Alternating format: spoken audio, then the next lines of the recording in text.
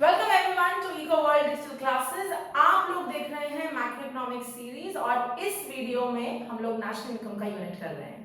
Like I said, national income के unit में हमें प्रिकॉशंस का टॉपिक करना पड़ता है और आज की वीडियो में हम लोग करेंगे इनकम मेथड के प्रिकॉशंस। पिछली वीडियो में हम लोगों ने वैल्यू एडेड मेथड के प्रिकॉशंस किए थे और उनको डिटेल में समझा था। Now will carry forward from there. Okay, हम आगे बढ़ेंगे इस पर। ऑलराइट, चलो तो शुरुआत करते हैं। इनकम मेथड यानी वो मेथड जिसमें हम लोगों की इनकम्स को ऐड करके नेशनल इनकम निकालते हैं। यानी हम सैलरीड लोगों की इनकम ऐड करते हैं, जो लोग अपना बिजनेस चला रहे हैं, ऑपरेटिंग सरप्लस अर्न कर रहे हैं, उनकी इनकम ऐड करते हैं। And for people like me who are self employed और for people like who are doctors and lawyers, उनकी इनकम को हम मिक्स्ड इनकम में डाल के नेशनल इनकम इवैल्यूएट करते हैं, कैलकुलेट करते हैं, not evaluate. Okay, but while doing so there are some precautions that you have to take। यानी कुछ चीजों का आपने खास ध्यान रखना है। अगेन आई विल रिपीट कि ये आपके ट्रीटमेंट क्वेश्चन में, न्यूमेरिकल में एंड एज डायरेक्ट क्वेश्चन आ सकता है, तो इस पे काफी ध्यान देने की जरूरत है। Alright, so let's begin. पहला पॉइंट रेपिटेटिव है। आप देखेंगे कि प्रिकॉशंस में ना कई पॉइंट्स ओवरलैपिंग है, तो लिखते हुए आपको वो पॉइंट लिखना है, लेकिन समझाते हुए maybe I don't have to deep dive into it all over again, क्योंकि हम लोग वो पॉइंट पहले डिस्कस कर चुके हैं। तो पहला पॉइंट वही है कि हम सेकेंड हैंड गुड्स को नेशनल इनकम में, उसकी सेल और परचेज को नेशनल इनकम में इंक्लूड नहीं करेंगे, because it has been already included in the national income. And लेकिन any commission earned on it, क्योंकि वो इस साल की इनकम जनरेशन है, उसको हम इंक्लूड करेंगे, क्योंकि आप पैसा कमा रहे हैं, आपकी इनकम है, so it will B part of national income in this year.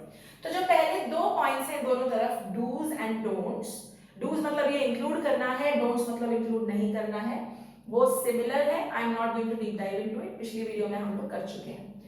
Second and a very important thing, all factor incomes are included. अब फैक्टर इनकम्स क्या होती हैं?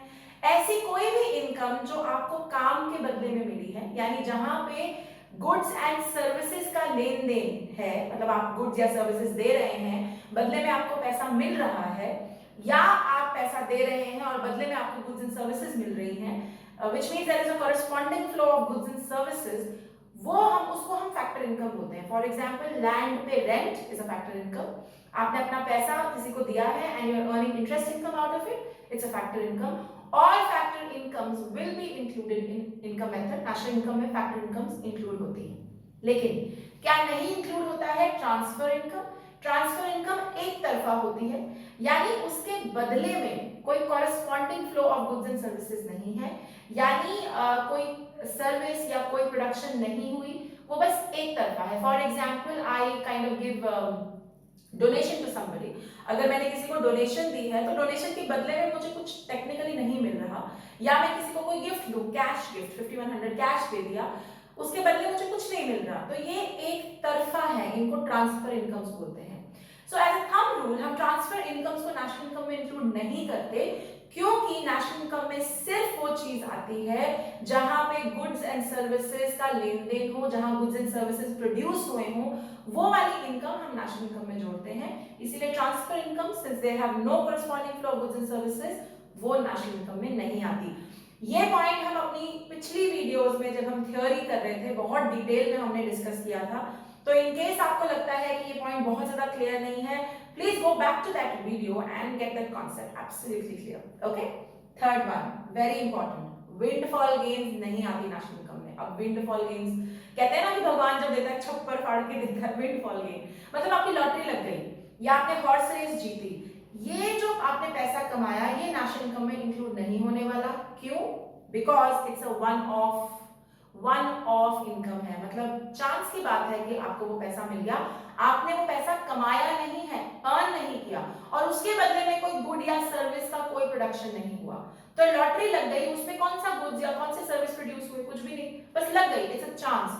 तो ऐसी चीजों को हम विंडफॉल गेन्स कहते हैं, और ये नेशनल इनकम में अकाउंट नहीं होती, for the simple reason they are not earned and they are one off payment, एक दिन की बात है, चांस की बात है, तो रेगुलर नहीं है, नेशनल इनकम में नहीं आएगी। Similarly capital gains national income में नहीं आता। अब कैपिटल गेन्स क्या है? Capital gains is absolutely a very specific term.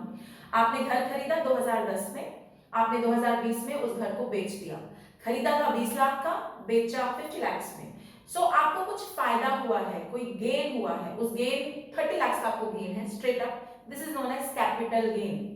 एक ऐसा फायदा, एक ऐसा गेन जो किसी कैपिटल एसेट से आपको हुआ है, उसको हम बोलते हैं capital gain. Again capital gain national income में नहीं आता, क्योंकि भाई 30 लाख तुमने कमाए नहीं है। There is no corresponding flow of goods and services with respect to it. कोई ना गुड प्रोड्यूस किया है, ना कोई सर्विस बनाई है। ये तो आपने 2010 में जब घर बनाया होगा या खरीदा होगा, उस समय वो नेशनल इनकम में अकाउंट हो चुका होगा। अब जो आपको फायदा हुआ gain, it's just a mere gain that you are getting, it is not something that you have earn, कमाया नहीं है इसको, तो इसीलिए ये नेशनल इनकम में नहीं आएगा। वैसे भी कैपिटल गेन पुरानी चीजों से रिलेटेड होता है, सेकंड हैंड चीजों से रिलेटेड होता है। घर बनाया था 2010 में, 20 में बेच दिया, तो ऐसा सेकंड हैंड सेल परचेज की बात है, तो इसलिए भी ये नेशनल इनकम में नहीं आता। क्लियर है? क्लियर है? तो विंडफॉल गेन क्योंकि वन ऑफ है, क्योंकि रेगुलर नहीं है और कोई corresponding flow of goods and services नहीं है, तो नहीं आता। कैपिटल गेन क्योंकि सेकंड हैंड सेल परचेज की बात है, तो भी नहीं आता। और दूसरी बात है, आपने कमाया नहीं है वो पैसा, टेक्निकली प्रोडक्शन नहीं हुई, तो भी नहीं आता। ओके। थर्ड, इलीगल गेन, ये तो बहुत सिंपल है। अब तुम स्मगलिंग और चोरी वाले पैसे भी अगर नेशनल इनकम में जोड़ने लगे, तब तो हमारा देश बहुत अमीर निकल कर आ जाता है लिस्ट में।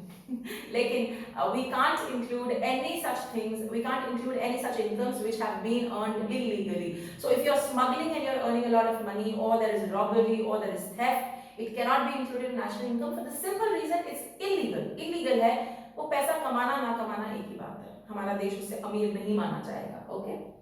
अब नाउ लेट्स लुक एट क्या लेना है। सेल्फ कंजम्पशन गुड्स, अगेन हमने पिछली वीडियो में बहुत डिटेल में डिस्कस किया था कि जो चीजें आप एज अ प्रोड्यूसर बना रहे हैं, please remember as a producer, आप एज अ प्रोड्यूसर कुछ चीजें बना रहे हैं, आप उनमें से मैक्सिमम चीजें मार्केट में बेचते हैं, लेकिन कुछ चीजें आप अपने घर वालों, हम ही यूज कर रहे हैं। मैंने पिछली वीडियो में जूतों का एग्जांपल दिया था, I will go back to my example. Let's say you have a shoe factory and you produce 50,000 units, so 45,000 units आपने मार्केट में बेचे, आपको पैसे मिले, लेकिन 5,000 यूनिट्स हमने अपने परिवार में ही यूज करने शुरू कर दिए। इसको हम बोलेंगे सेल्फ कंजम्पशन गुड्स, जो ये 5,000 यूनिट है। पॉइंट ये है कि इन 5,000 यूनिट्स की भी मार्केट वैल्यू है, चाहे वो हमारे अपने घर के लोग यूज कर रहे हैं, लेकिन उनकी मार्केट वैल्यू है, and since there is a market value it will be assessed in national income. लेकिन बात याद रखने वाली है, सेल्फ कंजम्पशन सर्विस नहीं आएगी नेशनल इनकम में। क्यों? क्योंकि उसकी मार्केट वैल्यू निकालना आसान नहीं है।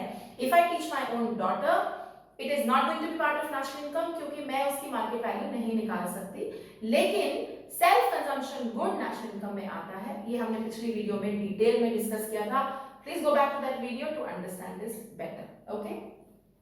एक आखिरी जो पॉइंट है और जो बहुत इंपॉर्टेंट पॉइंट है, वो ये है कि शेयर्स एंड डिबेंचर्स का सेल परचेज नेशनल इनकम में नहीं आता। वाओ, बच्चे बहुत हैरान होते हैं ये सुनकर, but it's a fact. Shares and debentures अगर आपने खरीदे या बेचे, उसका जो सेल और परचेज है, सॉरी हाँ, वो नेशनल इनकम में नहीं आएगा। क्यों नहीं आएगा? Let me explain. क्योंकि shares and debentures directly production of goods and services पे इंपैक्ट नहीं करते, इनडायरेक्टली करते हैं, डायरेक्टली नहीं करते। अब इनडायरेक्टली कैसे करते हैं इसको मैं समझाती हूँ। शेयर्स क्या होते हैं? अगर मैंने किसी कंपनी का शेयर खरीदा, इट्स अ मियर सर्टिफिकेट, एक पेपर क्लेम है बस, है ना। अगर मैंने कंपनी का इक्विटी शेयर खरीदा, तो मैं उस वैल्यू से उस कंपनी की मालकिन हुई। All good. बट कल को हो सकता है I want some money and I will sell my share in the share market. क्या होगा? पहले मेरे नाम पे वो शेयर था, व्हेन आई सेल इट, वो शेयर दूसरे के नाम ट्रांसफर हो जाएगा। तो क्या हुआ? मैंने कुछ पैसे दिए और कुछ कैपिटल गेन के बदले मैंने कुछ पैसा कमा लिया, दैट्स इट। मेरे शेयर खरीदने बेचने से कौन सी गुड्स या कौन सी सर्विसेज प्रोड्यूस हुई? कुछ भी नहीं। डायरेक्टली तो कुछ भी नहीं हुआ। हाँ, इनडायरेक्टली जब हजारों करोड़ों लोग शेयर्स खरीदते हैं तो कंपनी को बहुत पैसा मिलता है, तो कंपनी उस पैसे को यूज करके इन्वेस्टमेंट करती है अपना काम बढ़ाने के लिए, गुड्स एंड सर्विसेज बढ़ाने के लिए। लेकिन वो स्टेप 2 है। स्टेप 1 पे क्या है? Nothing. I am giving money to the organisation, company, and the company is giving me a paper claim, एक सर्टिफिकेट कि लो भाई, आज से तुम्हारा नाम हुआ ये शेयर। तो शेयर की सेल एंड परचेज में पैसे का लेन देन तो है, लेकिन गुड्स एंड सर्विसेज का लेन देन नहीं है। एंड थंब रूल आपको याद रखना है, जहां production of goods and services नहीं है, वो नेशनल इनकम में नहीं आया. Something that has not been earned will not be part of national income. Okay, so clearly shares and debentures का sale and purchase will not be part of national income. But if you are a broker, अगर आप broker हैं, आप brokerage firm में काम करते हैं, आप बेसिकली शेयर्स खरीदवाते हैं, बिकवाते हैं, तो भाई आपका काम है, ये आपका इनकम जनरेशन का जरिया है और आप उसकी कमीशन, उसका इनकम इस साल में कमा रहे हैं, so it will B part of national income. तो रूल बहुत क्लियर है. अगर आप शेयर्स की और डिबेंचर्स की सेल परचेज कर रहे हैं, वो नहीं आएगा. क्यों? क्योंकि it is a mere paper claim and it does not impact production of goods and services directly. But if you are a broker and आप ये करवा रहे हैं, आप बेच रहे हैं और आप कमीशन अर्न कर रहे हैं, तो आप इनकम जनरेट कर रहे हैं, then in that case commission earned on sale and purchase of goods and services is going to be part of national income. Clear है? समझ में आ गया? तो इनकम मेथड में जो सबसे तगड़े पॉइंट्स हैं जिन पे ट्रीटमेंट क्वेश्चंस फंसते हैं वो ये सारे हैं. इन पे ध्यान रखना. विंडफॉल गेन्स नहीं आता, कैपिटल गेन्स नहीं आता, इलीगल इनकम तो वैसे ही नहीं आता, और शेयर्स एंड डिबेंचर्स की सेल परचेज भी नहीं आती. I hope you are clear with the precautions of income method. Next video है एक्सपेंडिचर मेथड के प्रिकॉशंस की. We will discuss in detail what are those precautions. If you're seeing me on YouTube, you know what to do. Please don't forget to share, like, subscribe and comment. Till then.